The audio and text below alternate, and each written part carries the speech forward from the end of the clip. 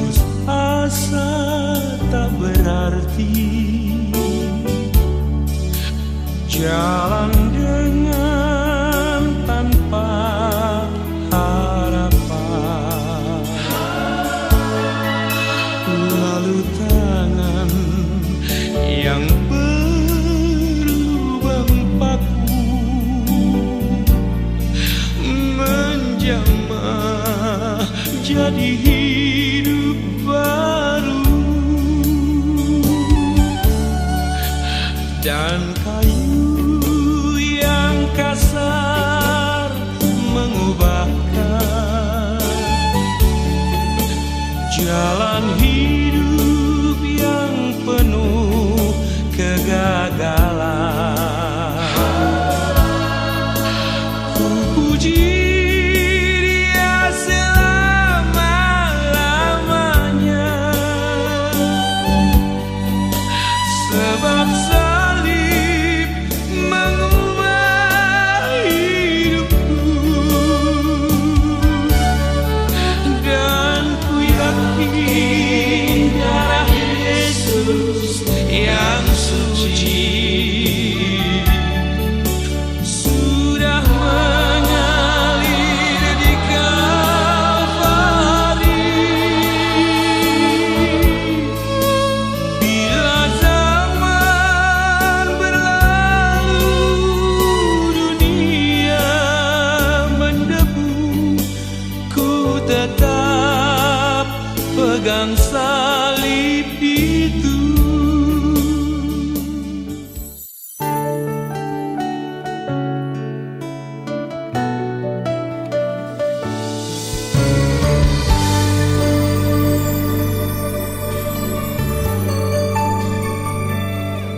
Dalam suka dan air mata, Kau selalu bersamaku. Tak sekalipun Kau tinggalkan, Kau terangi jalanku.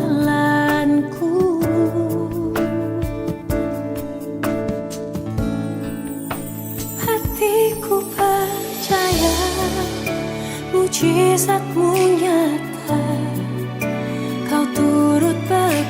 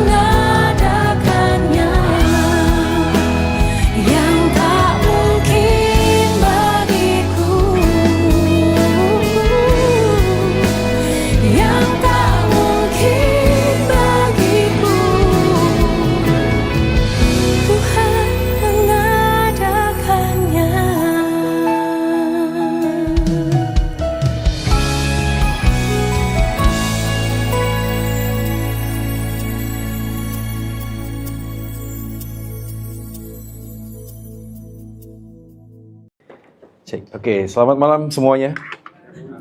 Hujan ya. Tadi Pak Markus berjalan di atas air tadi. Dia cari paving block nggak ada soalnya.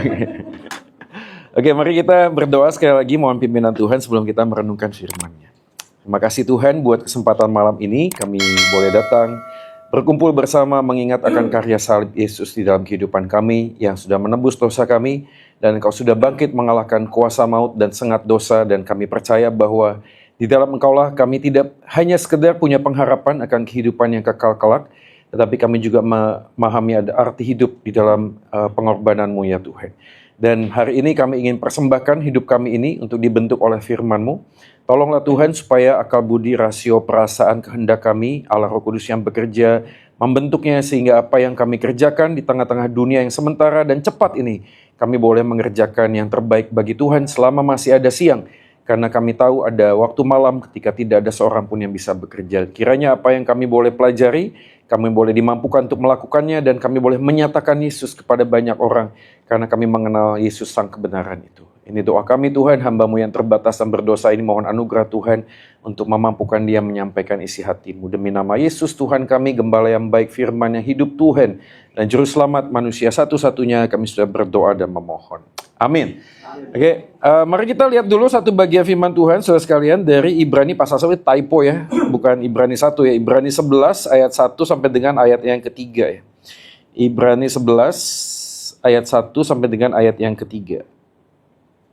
Nah, saya akan bacakan buat kita semua, Bapak Ibu Saudara sekalian bisa menyimaknya di Alkitab masing-masing, demikianlah firman Tuhan. Iman adalah dasar dari segala sesuatu yang kita harapkan dan bukti dari segala sesuatu yang tidak kita lihat. Sebab oleh imanlah telah diberikan kesaksian kepada nenek moyang kita.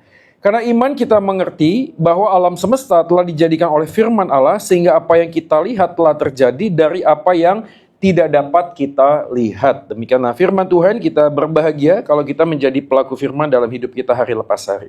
Nah saudara, beberapa waktu yang lalu, saya lihat di media sosial tuh ramai ada seorang pejabat negara gitu ya, di Jawa Barat kalau nggak salah, itu melakukan sidak ya, sidak ke pabrik atau perusahaan air mineral ya, tidak boleh sebut labelnya ya, tapi ini terkenal ya, alfabet pertamanya A, belakangnya juga A ya, jadi tahu lah ya.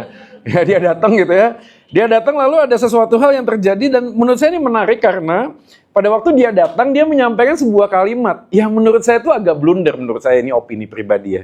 Dia nanya begini, oh ternyata airnya dibor. Ya, bukan dari pegunungan ya gitu. Jadi asumsi saya waktu saya dengar Bapak ini ngomong begini, mungkin sang Bapak ini mungkin lihat iklan air ini, itu air mineralnya datang dari gunung gitu ya. Jadi mungkin Bapak ini waktu datang ke perusahaan tersebut berharap dia akan melihat air menetes dari gunung lalu masuk ke botol. Gitu ya. Jadi waktu dibor ke dalam itu dia merasa oh ternyata airnya dibor. Ini kan agak repot ya. Kalau misalnya kita lihat ada susu beruang, kan Anda tidak berharap ketemu beruang kan di pabrik susu beruang ya, lalu Anda tidak ngomong, oh ternyata bukan susu beruang ya, karena tidak ada beruangnya, kan nggak begitu juga sebenarnya. Jadi ini sebuah gambaran yang menarik karena ada banyak hal di dalam dunia ini yang kita tuh sering sekali singgung dan sering kita lihat, tapi kita nggak pernah memahami artinya. Atau mungkin misalnya kita pernah punya pengalaman beli pasta gigi, kita sebut sebuah label tertentu, misalnya Pepsodent atau Close Up, tapi diberi merek yang lain kita terima saja, karena bagi kita, nama dan Pepsodent atau itu identik sama pasta gigi atau mungkin air mineral ya, kita beli air mineral A atau B gitu ya, dikasihnya Aqua gitu ya, lalu kita ngomong ya sudah kita terima saja, padahal itu kan Fit atau Club atau yang lain sebagainya. Saya disclaimer ini bukan endorse air mineral ya, jadi saya sebut namanya supaya kita lebih mudeng maksudnya apa. Jadi ada kata-kata yang kita sering dengar di sekeliling kita tapi kita nggak pernah memahami. Misalnya gini, ada orang ngomong, Pak, orang tua saya tuh sakit kencing manis, lalu ada seorang anak mengatakan, oh manis ya kayak coklat gitu ya. Kan kencing manis tuh nggak ada orang yang pernah merasakan kencingnya lalu minta maaf ya ini agak jorok sedikit. Lalu mengatakan oh rasanya manis sehingga namanya kencing manis. Kan nggak begitu juga. Tapi di sekitar kita ada banyak kata, ada banyak hal yang kita pernah dengar tapi kita nggak pernah memahami artinya. Salah satu yang kita hari ini akan pahami adalah kata iman. Nah hari ini kita akan coba lihat iman di dalam konteks postmodern saudara sekalian. Makanya temanya adalah iman dan pudara kebenaran. Supaya kita tahu bahwa hari ini sebenarnya kita tidak lagi di dalam zaman postmodern. Sudah lewat. Hari ini sudah post-truth. Jadi kalau kita mau mundur ke belakang, dimulai dari zaman pramodern. Zaman pramodern itu saklek, ya. Pokoknya otoritasnya adalah Tuhan dan wahyunya. Selesai. Plato, Aristotle, ya misalnya Thomas Aquinas, ya, dan beberapa tokoh lainnya sudah ngomong kebenaran adalah Tuhan dan bagaimana Tuhan menyatakan dirinya. Tapi berjalan dengan waktu, ada zaman yang namanya itu zaman modern. Zaman modern salah satu tandanya adalah orang mulai berpikir kritis. Jadi segala sesuatu yang dipercaya harus masuk ke dalam sebuah pemahaman pengetahuan, rasio. Rasio menjadi sebuah Tuhan atau ilah yang kemudian bisa mempertanyakan apa itu kebenaran. Tapi berjalan dengan waktu ada yang namanya zaman postmodern. Zaman postmodern, orang tidak lagi bicara tentang rasio untuk memikirkan kebenaran, tapi di dalam zaman postmodern salah satunya tandanya adalah tidak lagi ada sebuah kebenaran absolut. Maka orang itu berhak menentukan kebenaran. Seperti orang melihat tanda angka 9, kalau you lihat dari sana itu bisa 6. Saya bisa lihat 9. 9 atau 6, terserah, tergantung POV kamu apa. Jadi orang kemudian menolak tentang sebuah kebenaran karena menurut dia, moralitas atau kebenaran pun itu terkait dengan hal-hal yang sifatnya segmented. Ya. Nah hari ini kita masuk dalam post-truth. Post-truth itu lebih parah lagi, kenapa? Karena tidak lagi pakai akal budi, tidak lagi pemikiran, tapi yang bergerak adalah perasaan. Menarik ya? Ini dalam perjalanan, orang itu sepertinya ada wave. Makanya saya tidak aneh kalau beberapa gereja tertentu ya, kalau ngelihat ke belakang, saya tahun 2000-an, ya, saya datang ke Surabaya tahun 2000-an, saya ngelihat ada sebuah gereja yang kubah gede gitu ya. Dekat sini kalau nggak salah. Ya, kubahnya gede sekali sudah ya. Saya lihat, wah ini gereja luar biasa. Lalu kemudian tuh berbondong-bondong orang. Lalu kemudian nggak lama kemudian ada sebuah gereja lagi yang setiap kali apa kebaktian tuh ada perjamuan kudus ya. Ada beberapa gereja itu pakai spanduk ya, sponsor by Bimoli ya. Jadi sedikit-sedikit pakai minyak. Ya. Lalu kemudian ada gereja lagi yang kemudian mempertontonkan sebuah menu-menu baru. Dan saya kalau mundur ke belakang itu ada wave, selalu ada begitu. Ada wave. Dan wave-nya selalu terkait dengan ketegangan tension antara akal budi, pikiran dengan perasaan. Maka setiap kali saya waktu itu sekolah Alkitab, saya ngeliat ada beberapa pendeta itu sepertinya mengatakan, wah gereja A ini nggak benar, gereja B ini nggak benar. Disclaimer on ya, saya bukan ngomong saya ngajarin Anda untuk menghakimi, enggak. Tapi kalau kita melihat tension antara pengetahuan dengan pengalaman dan perasaan selalu ada. Dan hari ini kita akan coba membahas ciri utama postmodernisme, yaitu menolak kebenaran absolut, memandang semua pandangan itu sama rata, sama rasa. Oke, yang ketiga adalah menekankan pengalaman pribadi di atas wahyu yang objektif dan memandang iman sebagai perasaan. Dan menariknya, gelombang postmodern ini sampai sekarang ini belum surut. Ya, kok bisa begitu ya? Teman saya salah satunya apa kabar Brian Siawarta ya, kurang lebih ya. Ya, gimana-mana dia selalu mengatakan tentang Allah itu kasih dan seterusnya. Tidak ada yang salah dengan itu. Dan banyak orang kemudian ini yang dicari-cari, ini yang ditunggu. Yang ditunggu adalah jangan lagi berdebat dalam skala pengetahuan. Kita ini semuanya anak Tuhan. Ya, jangan lagi menghakimi, oh itu anak setan, anak iblis. Nggak usah, sudah. Kita semuanya anak Tuhan. Terlepas dari apa yang kamu yakini. Kamu mau nyembah patung, mau nyembah batu, mau nyembah apapun itu. Yang penting kamu itu punya kasih, punya perasaan. Ya. Coba saya tanya Bapak Ibu sekalian. Lebih baik orang ateis tapi baik atau daripada orang yang teis atau percaya Tuhan tapi hidupnya jahat? Anda lebih respect mana? Orang yang tidak percaya Tuhan tapi hidupnya baik, atau orang yang percaya Tuhan tapi hidupnya jahat? Oke, terima kasih jawabannya. Ya? Yang? Iya. Ya kalau jujur kan kita ngomong yang pertama. Buat apa kamu datang ke gereja? Buat apa kamu percaya Tuhan tapi hidupmu tidak menunjukkan seperti apa yang kamu yakini? Itu lebih parah lagi gitu loh. Lebih baik kamu kalau bajingan saja gitu loh. Jangan kemudian pakai topeng menunjukkan bahwa kamu itu adalah anak Tuhan, tapi perilakumu nggak baik gitu loh, nggak baik. Walaupun kedua-duanya menurut saya tetap salah. Kok bisa? Karena kebaikan itu tidak bisa dinilai dengan apa yang kelihatan. Kebaikan itu muncul dari sikap hati. Dan hati ini muncul dari cara berpikir. What I do is what I think is what I believe. Jadi apa yang kulakukan adalah apa yang menunjukkan isi hatiku. Mungkin nampaknya, kelihatannya secara moralitas bagus. Tapi Peter Berger, seorang sosiolog, pernah mengatakan tidak ada orang yang melakukan kebaikan dengan ikhlas. Tidak ada, omong kosong. Menurut Peter Berger, ini gak percaya Tuhan loh. Jadi orang-orang pada waktu melakukan sebuah kebaikan, di dalam dirinya sendiri dia berharap dia akan menuai kebaikan yang lain. Kalaupun dia tidak dapat dari orang yang kepadanya dia baik, dia berharap paling tidak orang yang dibaikin tidak jahat kepada Ya, menarik ya, setiap kali kita melakukan sebuah kebaikan, dan orang ini tidak datang pada waktu kita ini mengalami kedukaan, kita bertanya, kemana nih orang? Padahal gua sudah baik. Nggak datang aja, kita bertanya-tanya. Jadi menurut Peter Berger, kalaupun orang itu melakukan sesuatu kebaikan pada orang lain, di dalam dirinya sendiri dia menuntut upah. Kalaupun nanti tidak ada orang yang berbuat baik kepadanya, dia berharap siapa? Tuhan akan berbuat baik kepadanya. Manusiawi sekali, lumrah sekali. Orang secara hidup sosial begitu saja. Jadi dalam konteks bagian ini, orang kemudian mengatakan tentang postmodernisme itu terkait dengan apa yang difikirkan sebuah kebenaran. Makanya waktu ini berjalan di dalam konteks postmodernisme, kita kemudian melihat iman. Yakobus 1 ayat 6-8. Keren. Hendaklah ia memintanya dalam iman, sama sekali jangan bimbang. Kalau you berdoa, you nggak dapat, berarti you bimbang. Sesederhana itu saya. Matius 21-22. Wah, apa saja yang kamu minta. Wah, luar biasa saya. Hari ini fenomenanya menarik. Kalau hari ini Anda sakit, taruh tangan Anda di tempat di mana Anda sedang sakit. Wah, kalau sakitnya jantung, paru-paru, ginjal masih oke. Kalau ambeien, ya, agak susah saya. Ya, kalau prostat agak susah saya. Tapi orang punya kepercayaan. Kalau kamu berdoa, doamu harus detail. Betul ya? Ya, ada yang pernah denger ini nggak? Satu orang pendeta di luar negeri sana yang mengajarkan ini. Jadi kalau kamu mau mobil, pastikan mobil yang kamu minta itu harus ada di depan. Oke? Dipegang mobilnya, doakan pintunya berapa, warnanya berapa, cc-nya berapa, bannya berapa, ya betul ya? Semuanya didoain. Ya, masalahnya adalah dia bisa dapat mobilnya tapi nggak dapat mesinnya. Karena waktu doa dia lupa buka kap mesinnya. Harus doa sama mesinnya juga ya. Dia nggak pegang mesinnya soalnya dikasih mobilnya tapi nggak ada mesinnya. Saya rapat juga sih. Tapi ada orang yang menggunakan ayat ini, Markus 11-24, karena itu aku berkata kepadamu apa? Apa saja. Wah, luar biasa ya. Hari ini ada yang mau ganti mobil? Kayaknya ada baru launching BYD baru ya.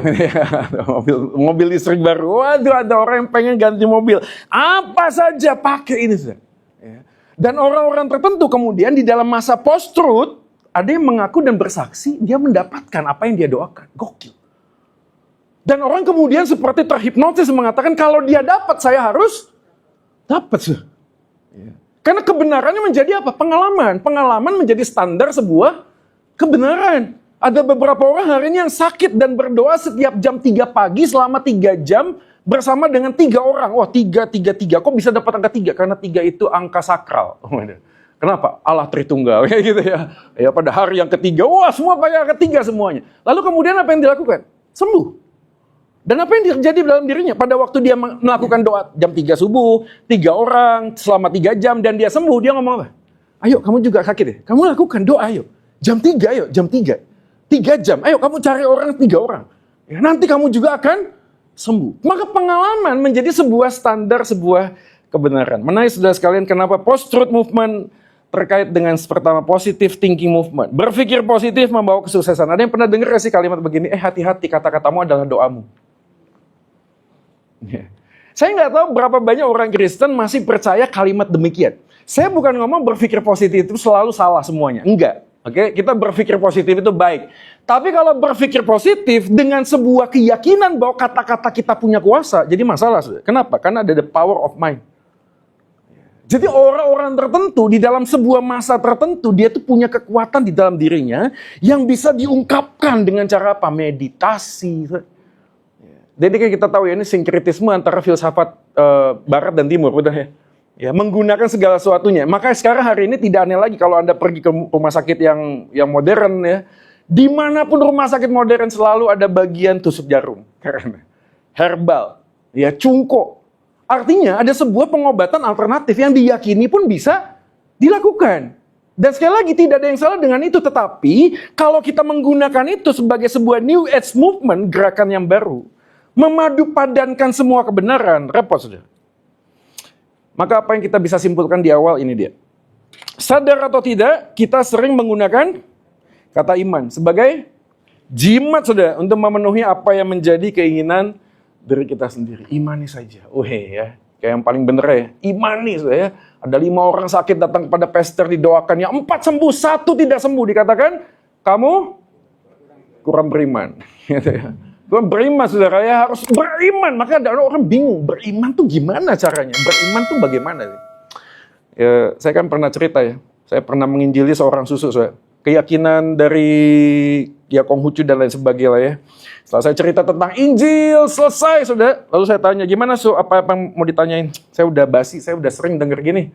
Saya punya banyak teman Kristen. Gini deh, Alkitabmu kan mengatakan dengan iman sebiji sesawi bisa memindahkan gunung. Masih ingat ya? Ayo, kamu punya iman? Coba doa, jangan mindahin gunung kegedean. Ya, ini Aqua. Coba yuk doa, pindahkan ini ke sini. Oke. Ya, seperti biasanya saya menantang Bapak Ibu punya iman. Siapa yang mau duluan coba? Jangan suruh mindahin gunung kegedean, mindahin Aqua. Jadi menarik perkataan susu ini, saudara. Seakan-akan mengatakan kalau misalnya kita punya iman, berarti iman kita menggerakkan Tuhan. Kalau kita punya iman, maka Tuhan tidak punya pilihan, kata Pak Yakub. Kalau kita punya iman, Tuhan tidak punya pilihan. Dia akan melakukan seperti apa yang inginkan. Terus saya bilang sama susu itu, Su, kita kan duduk di kursi ya. Saya tanya, maaf ya Su bisa angkat kursi itu nggak? Oh, dia sampai ngomong, bisa lah. Siapa bilang nggak bisa? Saya perintahkan susu angkat kursi itu. Siapa kamu suruh-suruh saya? Sama Su, makanya Tuhan itu bisa melakukan segala sesuatu. Tapi siapa kita suruh mindahin ini gitu loh. Tuhan tuh bukannya nggak punya kerjaan, bukan begitu. Lalu dia tersenyum simpul gitu. Tapi selesailah diskusinya. Tapi menariknya adalah perkataan ini membuat kita kemudian memikirkan apa itu iman. Nah inilah iman dari Ibrani pasal yang ke-11. Kita pertama belajar tentang satu bagian firman Tuhan. Iman adalah kebenaran akan keberadaan Tuhan yang benar. Coba kita lihat ayat yang pertama dari Ibrani 11. Iman adalah dasar dari segala sesuatu yang kita harapkan dan bukti dari segala sesuatu yang tidak kita lihat. Menarik sekali karena kata dasar di sana dipakai kata hypostasis. Beberapa terjemahan bahasa Inggris menggunakan kata assurance. Assurance ini gambaran tentang sebenarnya itu digambarkan dengan wujud atau hakikat. Maka Ibrani pasal 1 ayat 3, dia adalah gambar Allah, kata gambar wujud Allah dipakai kata yang sama. Jadi Ibrani pasal 1 ayat 3 mengatakan, iya, Yesus adalah cahaya kemuliaan dan gambar wujud Allah. Jadi waktu dikatakan iman adalah dasar, ini dasar terkait dengan hypostasis, hakikat keberadaan Tuhan yang sesungguhnya. Dan menariknya adalah John Calvin dalam bukunya The Institute of Religion itu mengutip kata hypostasis dengan kalimat begini. The word hypostasis means a subsistence in God's essence. Ada terjemahan Indonesia di bawahnya. Yang meskipun berhubungan dengan yang lain dibedakan oleh sifat yang tidak dapat dibagikan. Jadi hypostasis itu menggambarkan tentang, kita ngomong tentang istilah Allah Maha Kuasa, Allah Maha Kasih, Allah Maha Baik, Allah Maha Adil. Sesungguhnya kita tahu nggak kata kasih, adil, dan baik itu? Apa itu kasih?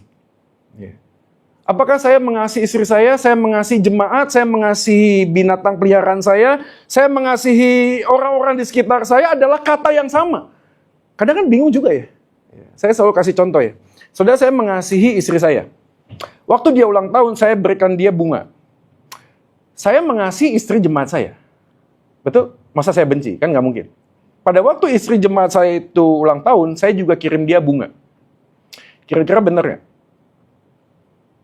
Nah, saya bisa di PHK, betul nggak sih? Ya. Itu kan istri orang. Loh, Pak, saya mengasihi istri Bapak. Sama seperti saya mengasihi istri saya. Apakah begitu? Ada anak usia 3 tahun. Oke? Bayi. Orang tua mengasihi bayi. Oh, diangkat-angkat. Lucu, gemes. Sini, peluk. Oke ya? Bertumbuh dewasa, umur 18 tahun. Aduh anakku, gemes. Sini tak gendong. Oh, langsung boyonya kena. Gendong, badannya gede. Nah pertanyaannya, kasih kita kepada anak umur 3 tahun dengan kasih kita kepada anak 18 tahun sama nggak?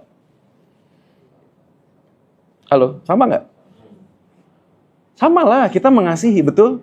Tapi cara kita mengasihi jadi beda, saudara. Jadi beda. Manusia dengan manusia saja ngomong tentang kasih, kita nggak ngerti. Apalagi kita ngomong tentang Tuhan. Maka Thomas Aquinas itu menggunakan beberapa kata yang menarik. Ya, ada kata yang equivokal, ada yang univokal. Apa sih istilahnya? Waktu Thomas Aquinas mengatakan gini loh, waktu kamu ngomong Allah itu maha baik, baiknya Tuhan itu tidak seperti yang kita bisa pahami. Allah itu maha adil, menurut Aquinas ya. Kita nggak bisa memahami bagaimana adilnya Tuhan itu. Nggak bisa, karena kata yang sama digambarkan kepada manusia, hanya sebatas manusia bisa kenal Tuhan. Terbatas dah. Makanya waktu kita baca Alkitab, ada istilahnya antropomorfisme, tahu ya? Bahasa kata-kata yang dipakai kena kepada manusia, tapi sebenarnya menggambarkan siapa Tuhan. Mata Tuhan ada di segala tempat. Pertanyaan, apakah Tuhan punya mata seperti kita? Jadi yang di sana ada 2, yang ini -2 ya. Sana yang positif, ada yang silinder matanya begitu. Allah menyesal. Lalu kita mengatakan, ini Allah menyesal. Berarti dia kemudian, merasa sudah menciptakan, menyesal. Enggak, saudara. Itu semua kata dipakai dalam Alkitab, istilahnya antropomorfisme. Supaya kita manusia yang terbatas bisa mengerti dan mengenal Tuhan yang tidak terbatas. Di dalam tataran yang kita bisa pahami. Jadi waktu kita ngomong Allah Maha Kuasa, Allah Maha Kasih, bisa nggak kita percaya tahu kuasa dan kasih? Nggak bisa, saudara. Dan menariknya adalah John Calvin menambahkan sebuah kalimat yang menjadi penting. Hypostasis akhirnya bukan sekedar konsep filsafat, tetapi dasar pengalaman iman. Jadi waktu Ibrani pasal 11 mengatakan iman adalah dasar, manusia yang terbatas tak bisa mengenal siapa Tuhan. Tuhan itu datang ke dalam dunia ini untuk memperkenalkan siapa Tuhan yang sesungguhnya di dalam diri Yesus. Maka kita di dalam keterbatasan kita bisa memahami siapa Tuhan ketika Tuhan itu menjadi manusia. Sudah. Jadi kalau ditanya, Allah itu kasih, bagaimana Anda bisa menunjukkan Allah itu kasih? Yesus mati menembus kita dalam kayu salib. Allah itu Maha Kuasa, bagaimana Anda menerjemahkan kuasa? Di dalam kemahakuasaannya Allah justru membatasi kuasanya. Sebenarnya fenomenal loh, Anda tidak bisa dapatin di agama yang lain. Di dalam kemahakuasaan Allah, dia justru mengambil pilihan untuk membatasi kuasanya. Supaya apa? Supaya dia bisa menunjukkan kasihnya yang tak terbatas. Bagaimana Pak caranya untuk menunjukkan kasih yang tidak terbatas ketika Allah dengan kemahakuasaannya membatasi kuasanya? Saudara, kalau orang nggak punya apa-apa, ya, lalu dia ngomong berserah, kita bisa ngerti, betul nggak sih? No option.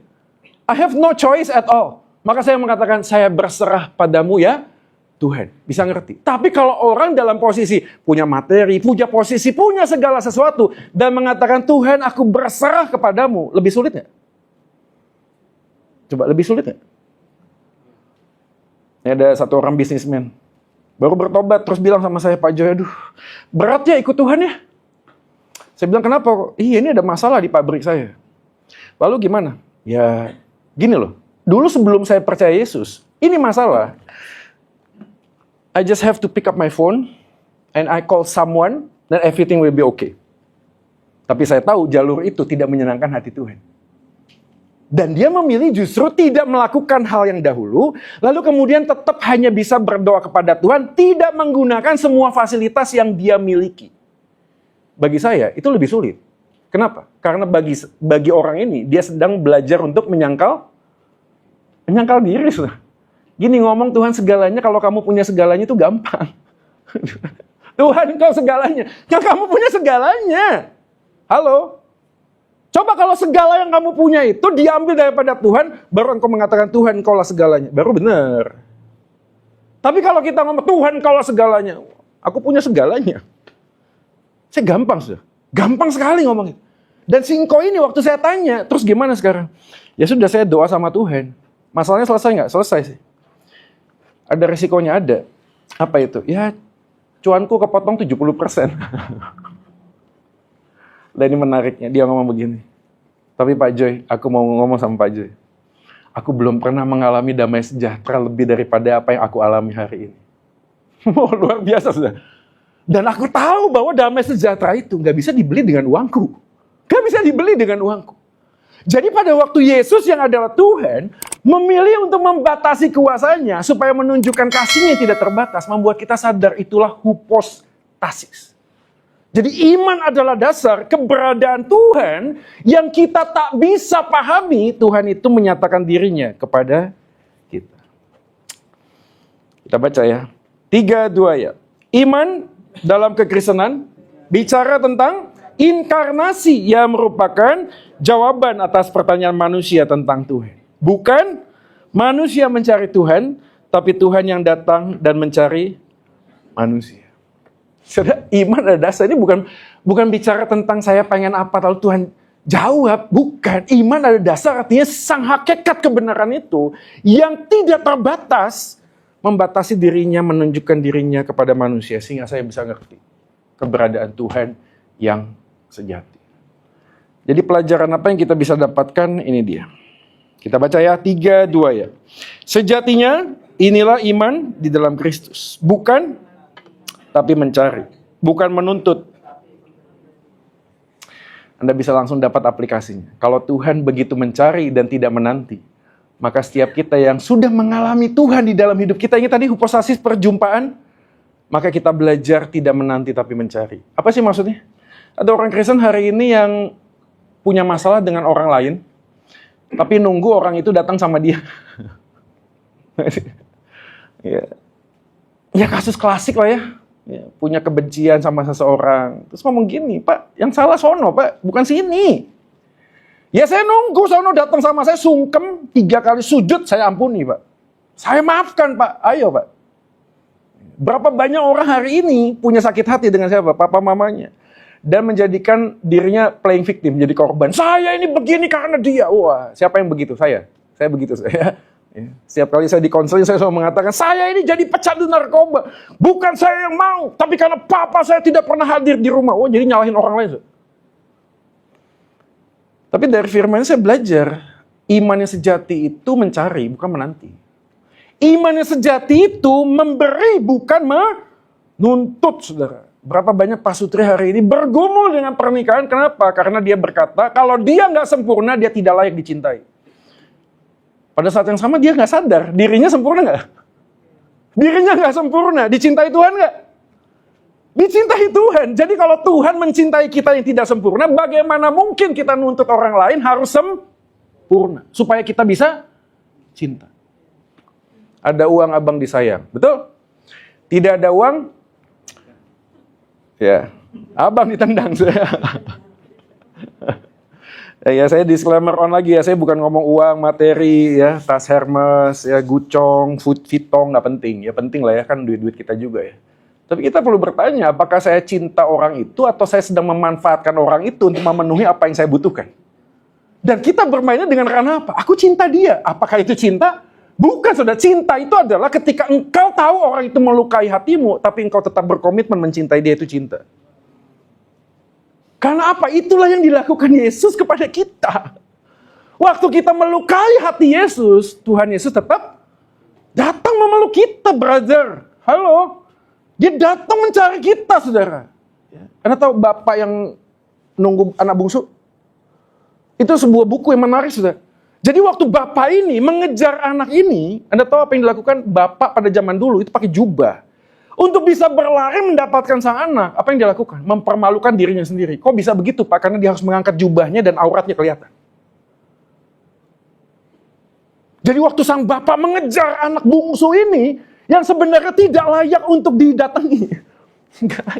Gak layak, saudara. Ini minta duit, kabur, saudara, foya-foya. Bahkan anak ini mengatakan, ya gue jadi pegawai bapakku gak apa-apa lah. Yang penting gue bisa makan, ini mau cari makan kemana. Dengan motif demikian datang, ini bapak berlari mendapatkan sang anak dengan cara apa? Mempermalukan dirinya sendiri, mengangkat jubahnya dan mengejar anak tersebut.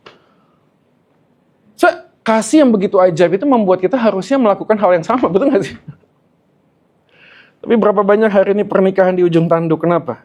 Karena kita merasa orang itu harus berubah seperti yang kuinginkan baru aku bisa mencintai dia kembali. Ya saya tahu ini kasusnya gak gampang ya, pelik. Ya, apalagi kalau udah masuk dalam ranah pastoral, betul gak sih? Ada pasangan suami istri menikah 7 tahun. Sebelum menikah pacaran 5 tahun. Udah kurang apa sebenarnya? Tapi dalam masa pernikahan, awal-awal pernikahan mulai curiga, ini ada apa ya sama suami saya? Ternyata baru ditengarai bahwa orang ini punya gangguan mental. Jadi kecanduan judi. Dan semua harta istrinya sudah dikerjakan, emasnya sudah ditabung, semuanya diambil sama suaminya. Jadi kalau datang sama saya, pertanyaannya menjadi sangat pelik. Terus saya harus gimana? Ya apa yang bisa dilakukan, kita lakukan. Ya puji Tuhan, karena ada aturan baru pernikahan tentang bagi harta. Betul ya? Ada yang tahu ya? Akhirnya dilakukan dulu. Sebagai apa? Apakah ini hanya sekedar supaya saya bisa nyaman dan aman? Bukan. Tapi saya mau belajar Menjaga apa yang menjadi berkat Tuhan yang Tuhan percayakan kepada saya. Pisah harta. Itu bisa dilakukan. Lalu bagaimana dengan suaminya? Kita dampingi. Lakukan 1 kali, 2 kali, 3 kali. Jatuh lagi nggak? Jatuh lagi sudah. Tiba-tiba ada debt collector datang. Pak, minta maaf, ini suaminya Bapak udah ratusan juta, Pak. Hah? Ratusan juta? Sudah bagaimana mencintai orang seperti ini? Apalagi kasusnya. KDRT. Yuk mau ngomong apa? Apakah kita bisa ngomong, kita tetap berserah pada Yesus. Tuhan akan kasih kekuatan. Kamu nggak digebukin. Coba kamu dalam posisi istrinya yang setiap hari harus digebukin. Gak gampang, betul gak sih? Gak gampang. Tapi kalau kita melihat kepada Yesus, kita menemukan jawaban. Jawabannya adalah bukan aku yang bisa, bukan kamu yang bisa, tapi Yesus yang bisa. Kok bisa begitu, Pak? Karena Yesus menanggung segala penderitaan yang melampaui apa yang aku pernah bisa alami. Jadi kalau Yesus sudah melakukan hal itu, bisa nggak kita komplain sama dia? Halo? Yang diambil uangmu, bukan harga dirimu. Yang dicambuk mungkin baru 1 dan 2 kali, tapi Yesus sudah melakukan segala sesuatu. Saya bukan ngajarin begini, kalau gitu Pak kita kasih tubuh saya Pak atas nama cinta, ya udah pukullah saya karena aku mencintaimu. Bukan begitu juga. Kok bisa Pak? Karena love the Lord your God, love your neighbor as yourself. Jadi kalau ditelepon, Pak ini gimana suaminya pukul? Saya bilang gini, udah dampingi, udah. Ada konselor, udah. Pendeta ada, udah. Oke. Masih mukul? Masih. Saya telepon polisi sekarang. Saya telepon polisi. Ngomong, Pak, tapi kan kita orang Kristen. Maksud lo? Maksud lo apa? Ya kita kan orang Kristen harus mengampuni. Jadi maksudnya apa? Begitu. Kalau kamu mau pukul, pukul aku. Tapi aku cinta kamu. Begitu? Konyol, saudara. Enggak begitu, saudara, cara mainnya. Kita lapor polisi atas nama apa? Kasih. Saya masuk panti rehab. Itu enggak semuanya voluntarily saya mau datang. Saya mau sembuh, saya datang ke panti. Gitu. Enggak, saudara. Mami saya bayar polisi, tangkap saya. Dimasukin ke panti rehab. Marah nggak saya sama Mami? Marah, Mami ngapain sih? Saya kok dipaksa masuk, kalau saya mau sembuh ya sembuh sendiri. Tapi kalau saya terus menerus begitu, sembuh nggak saya? Enggak. Saya dipaksa kenapa? Karena Mami saya cinta saya. Sekali lagi, cinta itu ada disiplin. Disiplin itu menyakitkan. Tapi kasih yang sejati memulihkan. Dan ini dilakukan oleh Tuhan kepada kita, saudara. Akhirnya kita bisa sadar bahwa iman adalah hakikat keberadaan Tuhan. Yang kita nggak bisa ngerti, tetapi di dalam dirinya kita sadar, kita tahu. Itulah dasar dari iman kita. Saudara, bagian yang kedua, ini saudara. Oke, bagian yang kedua adalah kata bukti. Menarik ya, saudara. Karena kata bukti yang dipakai di sana, iman adalah dasar dari segala sesuatu yang kita harapkan, dan bukti dari segala sesuatu yang tidak kita lihat. Kata bukti di sana dipakai kata elenchos. Dalam terjemahan bahasa Inggris adalah conviction, keyakinan. Jadi ini terkait dengan ayat 3. Yang terkait dengan kalimat, karena iman kita mengerti bahwa alam semesta telah dijadikan firman Allah, sehingga apa yang kita lihat terjadi dari apa yang tidak kita lihat. Artinya, di dalam dirinya sendiri, manusia perlu merespon hypostasis. Tuhan menyatakan dirinya kepada manusia, bagian Tuhan. Tapi pada saat sama, kita punya conviction dan keyakinan. Dan conviction dan keyakinan dengan hypostasis harus seimbang. Jangan sampai kita ngomong, wah saya tahu Tuhan menyatakan dirinya. Tapi bukan Tuhan yang menyatakan diri, itu ngomongnya gua punya keyakinan saja. Hypostasis dan elenchos harus berjalan bersama-sama. Saya kan salah satu olahraga saya itu nge-gym ya. Jadi, sekarang udah off tapi di rumah aja. Angkat dumbbell, push up, sit up dan sebagainya. Tapi saya kalau nge-gym, saya ngeliat ada beberapa keanehan. Ya agak lucu sih ya. Jadi ada orang, badannya gede sudah ya. Tapi setiap kali datang ke tempat gym, yang dilatih itu bicep, tricep, chest, ya, lateral raise. Wah, dia pakai alat semua begini. Dia nggak pernah ngelatih kaki. Ya, pokoknya dia nggak pernah ngelatih kaki. Lama-lama saya lihat bentuk badannya itu agak aneh, ya. Pernah lihat Popeye nggak sih? Kurang lebih gitu ya. Kakinya cuili gitu ya. Jadi, tapi kakinya kecil. Masalahnya, kepalanya kecil. Itu kayak tutup botol sudah jadinya. Wah, ini kok latihannya kok jadi gak bagus gitu loh ya. Jadi keseimbangan itu menjadi penting. Kenapa? Karena iman adalah titik pertemuan antara pengenalan yang Tuhan nyatakan kepada kita dengan pengalaman kita, dengan keyakinan hidup bersama dengan Dia. Maka kalimatnya adalah yang kita lihat terjadi dari apa yang tidak kita lihat. Maka iman adalah titik pertemuan antara penyataan diri Allah dan keyakinan kita akan kehadiran Allah dalam kenyataan hidup kita. Amin ya sih?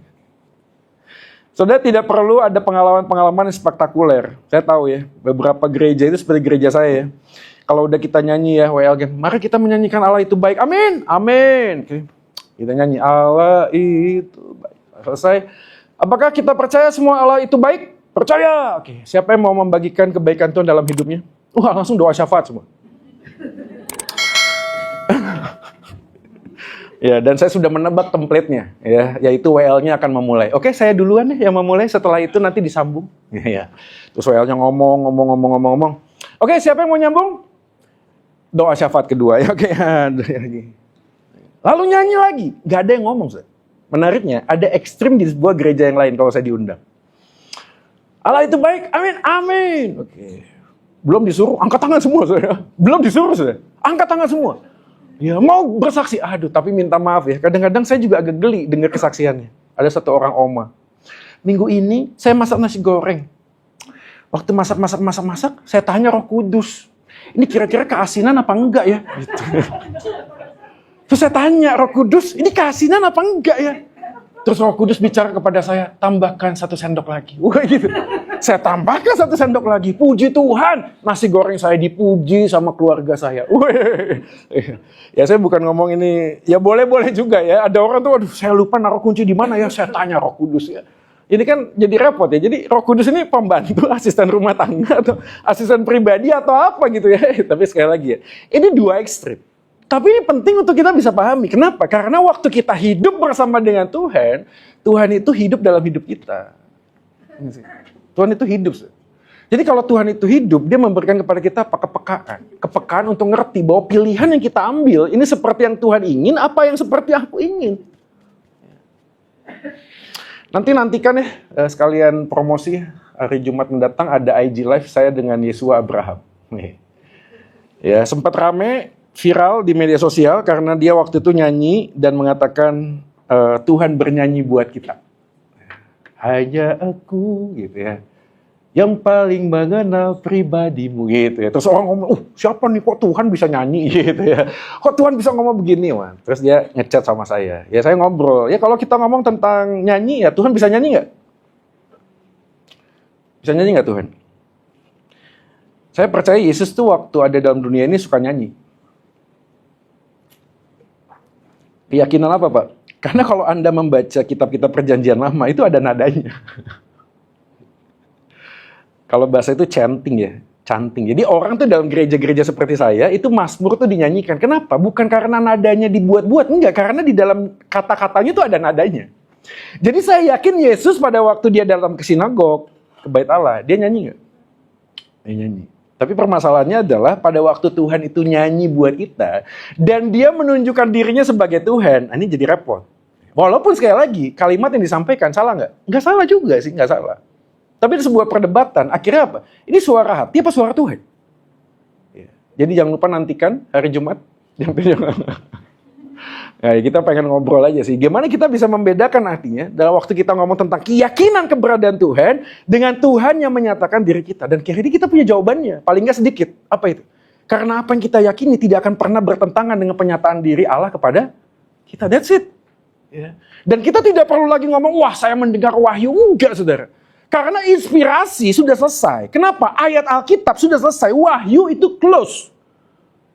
Yang kita hari ini dapatkan bukan inspirasi, tapi iluminasi. Iluminasi adalah cara Allah Roh Kudus bekerja dalam diri kita untuk memampukan kita mengerti firman yang kita baca. Jadi tidak ada lagi firman di luar Alkitab 66, gak ada lagi saudara. Sudah selesai. Pengilhaman itu sudah selesai.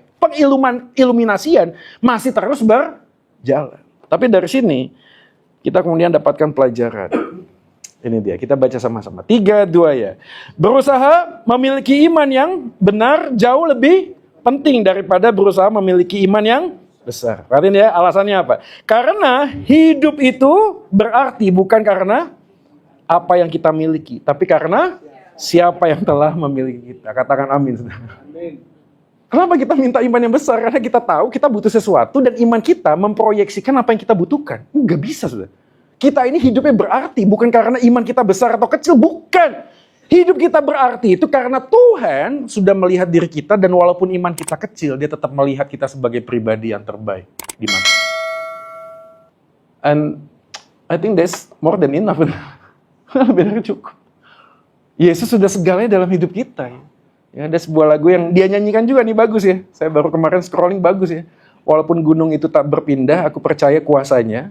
Dan aku tetap percaya bahwa aku itu dikasih oleh Tuhan. Ini kan bagus ya kalimatnya. Jadi bukan masalah iman menggerakkan apa yang Tuhan inginkan untuk kita, yang kita inginkan dilakukan. Bukan.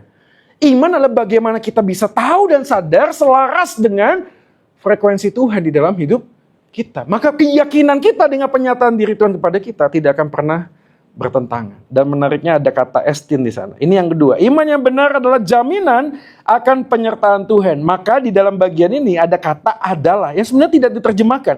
Sebab iman adalah dasar. Kata adalah itu estin. Dan itu kalimatnya dengan present, artinya dia terus-menerus meyakinkan kita. Menariknya ini dibandingkan dengan tokoh iman yang tidak mendapat apa yang mereka doakan. Abraham itu mati sebelum melihat keturunannya seperti pasir di pantai, bintang di langit. Mati nggak pernah lihat, saudara. Dan kalimat ini kemudian berjalan bersama dengan kondisi jemaat penerima surat. Apa kondisi jemaatnya? Persekusi, penderitaan. Saudara, kalau dia punya iman yang besar dan dia berdoa kepada Tuhan, maka jawabannya adalah kondisi hidupnya harusnya semakin baik. Apakah itu yang didapatkan? Tidak, saudara. Maka kalimat yang segala sesuatu yang kita harapkan itu terkait dengan pasal 10:23. Marilah kita teguh berpegang pada pengakuan tentang pengharapan kita, sebab Ia yang menjanjikannya setia. Kalimatnya ya. Ini pasal 10:23. Sebelum masuk kepada iman adalah dasar, pasal 10:23 sudah memberikan overview. Artinya waktu hartamu dirampas, kamu menerima hal itu dengan sukacita. Itu iman. Sebab kamu tahu bahwa kamu memiliki harta yang lebih baik dan yang lebih menetap. Maka apa keyakinan yang sebenarnya mau kita bicarakan tadi? Segala sesuatu yang aku harapkan. Apa yang aku harapkan? Kehadiran Tuhan. Maka iman adalah jaminan bahwa kita tidak akan ditinggalkan Tuhan walaupun kondisi hidup kita seakan sedang dibiarkan Tuhan melalui beratnya hidup yang harus kita jalani. Tadi ingat ya, cara Tuhan menyatakan kasih. Kadang-kadang kita sulit melihat Tuhan itu mengasihi kita karena kita melihat orang lain yang mendapat apa yang mereka doakan sedangkan kita tidak mendapat. Lalu kita berpikir Tuhan sayang sama dia, tidak sayang sama saya. Kalau saya berdoa pada Tuhan, yang lain disembuhkan, saya tidak disembuhkan. Lalu kita berpikir kasih Tuhan kepada dia lebih besar daripada kasih Tuhan kepada saya. Enggak, saudara. Kasih Tuhan itu solid. Dia tidak akan pernah berubah. Yang berubah adalah cara Tuhan mengasihi masing-masing orang. Jadi berhenti menjadikan orang yang lebih sulit dari kita menjadi alasan kita mengucap syukur. Ada orang tua kan ngajarin gitu ya. "Ma, aku nih makan nasi telur tempe lagi, nasi telur tempe." Orang tua ngomong gitu, "Nah, lihat di luar sana. Ada anak-anak bahkan gak bisa makan." Maksudnya apa? Pernah dengar waktu itu yang pesawat jatuh? Ada kesaksian viral. "Puji Tuhan, saya waktu datang ke terminal saya terlambat. Karena Tuhan membuat saya terlambat sehingga saya tidak mati." Maksud lu apa? Jadi kamu yang terlambat diberkati, sedangkan yang jatuh mati gak diberkati. Jadi menjadi pertanyaan, kenapa? Karena kita melihat orang lain menjadi sebuah standar untuk kita mengucap syukur. Enggak, saudara. Setiap orang punya salibnya masing-masing. Pencobaan yang kamu alami tidak akan melebihi kekuatanmu. Kuatanmu berapa? 200 mili. Berapa? 600 mili. 1 liter. Masing-masing orang, saudara. Kita nggak bisa ngomong. Kadang-kadang saya juga ngeliat, aduh, ini keluarga ya. Kita kan pernah mikir, ini orang ya, sudah sakit, ditinggal suami, pekerjaannya di PHK. Aduh, kadang-kadang kita mikir, duh kok kasihannya. Kalau saya di posisi dia, bisa nggak? Nggak bisa. Tapi jangan jadikan dia menjadi standar kita, oh mari kita bersyukur karena hari ini kita bisa sehat. Kasihan, ini maksudnya apa ini? Ya. Jadi kalau gitu Tuhan benci dia, Tuhan sayang sama kita. Enggak, saudara. Tuhan itu mengasihi setiap orang. Tapi kasih Tuhan kepada setiap orang itu berbeda-beda caranya. Kenapa kita bisa tahu kasih Tuhan itu selalu akan hadir buat kita? Karena iman kita mengerti. Ini dia. By faith we understand. Kalimatnya sama. Kata kerja, present indikatif aktif. Jadi iman itu adalah kita memahami. Mengerti. Jadi bukan cuma sekedar post-truth tadi yang merasakan, tapi ini memahami, mengerti. Mengerti itu menggunakan akal budi, saudara. Maka iman butuh akal budi sebagai dasar kebenaran. Pada saat yang sama, kita membutuhkan ketidaktahuan supaya kita tahu iman kita tidak bergantung dengan cara berpikir kita. Satu bagian, kita perlu menggunakan akal budi kita untuk bisa mengerti. Tapi dalam konteks itulah C.S. Lewis menggambarkan Allah Tritunggal. Masih ingat nih? Dengan gambaran dimensi. Bagaimana Pak kita bisa mengerti? Sadarlah kita dimensi 2, Allah dimensi 3. Dalam kapasitas kita dimensi 2 memahami Allah yang dimensi 3. Bisa nggak? Nggak bisa. Yang kita bisa pahami hanya kotak karena kita kotak. 2 dimensi. Bagian kubus di belakangnya kita nggak bisa mengerti. Maka jalanilah kehidupan sebagaimana apa yang Tuhan percayakan kepada kita hari ini, saudara. Jadi kenapa ini menjadi berita baik buat kita? Karena pada waktu kita menjalani sebuah kehidupan, orang yang beriman bukan menyangkali fakta kehidupan dalam sementara, tapi menaruh Injil sebagai lensa untuk melihat kehidupan dengan kacamata kekekalan. Saya tidak mengajarkan kita hari ini mengatakan, udah semua penderitaan Tuhan pasti akan jawab. Lalu kita cuma berdoa berharap. Enggak, saudara. Kita harus melihat dengan fakta kebenaran. Fakta kebenaran itu membuat kita kemudian memahami iman itu bergeraknya dinamis, saudara. Dia memberi kita kepekaan. Jadi waktu kita punya masalah dengan bisnis, di dalam konteks iman kita diberi hikmat. Hikmatnya apa? Sadar, tahu apa itu yang pertama, bisnisku bukan punyaku. Oke? Bisnis ini punya Engkau ya Tuhan. Kalau Engkau yang punya, kasih saya petunjuk bagaimana saya mengambil keputusan. Keluarga ini punyamu Tuhan, bukan punyaku. Maka sebagai suami, istri, sebagai anak, kasih saya pengertian bagaimana saya harusnya bertindak di dalam sebuah relasi. Tidak kemudian menyangkali sebuah keberadaan dan mengatakan sudah imani saja. Mari kita berdoa saja, Tuhan pasti akan mengubah. Enggak, kita diberikan kemampuan untuk mengambil pilihan-pilihan. Last but not least. Ini dia, kita baca. 3-2 ya. Inilah kebenaran iman Kristen.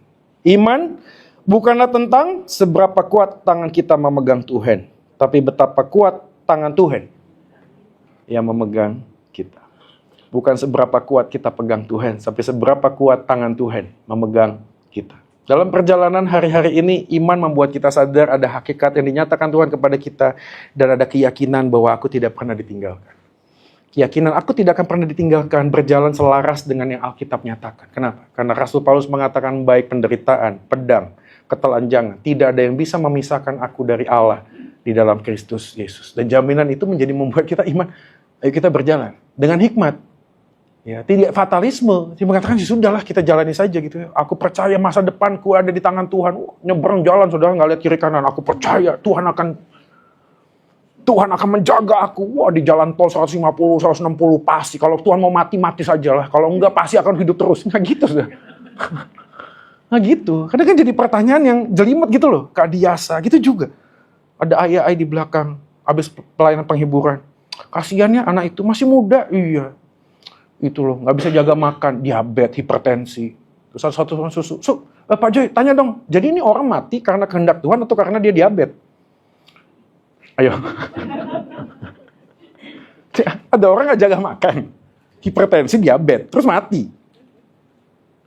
Seakan-akan kan logika berpikirnya kalau dia jaga makan, pasti tidak. Pertanyaan, ada nggak yang jaga makan tetap mati?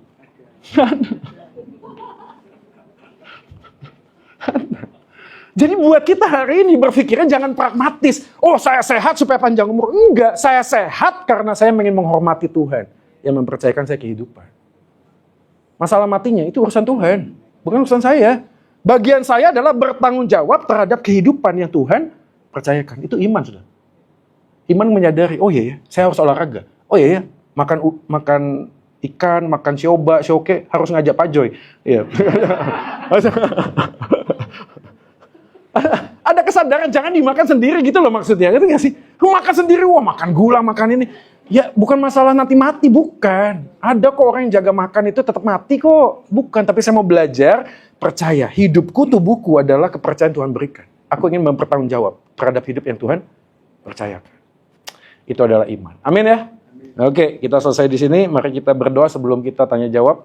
Bapak Ibu bisa bertanya dan Pastor Gayus yang menjawab. Mari kita berdoa ya. Tuhan, terima kasih buat firman ini. Tuhan tolong kami supaya kami bisa mengerti, memahami keberadaan Tuhan di dalam kehidupan kami dan bagaimana kami punya keyakinan yang sejati seperti yang Tuhan ingin untuk kami jalani. Kami terbatas, Engkau tidak terbatas. Tetapi di dalam ketidakterbatasan-Mu Engkau membatasi dirimu. Supaya kasih-Mu yang tak terbatas itu kami boleh mengerti. Terima kasih Tuhan untuk segala keberadaan-Mu dan kehadiran-Mu dalam hidup kami. Sehingga hari-hari yang kami jalani, walaupun kami terasa dibiarkan, tapi kami tidak pernah ditinggalkan. Iman membuat kami yakin dan kokoh bahwa Yesus segalanya sudah menyelesaikan dalam hidup kami. Engkaulah yang berharga di dalam hidup kami. Ini doa kami demi nama Yesus Tuhan kami berdoa. Amin.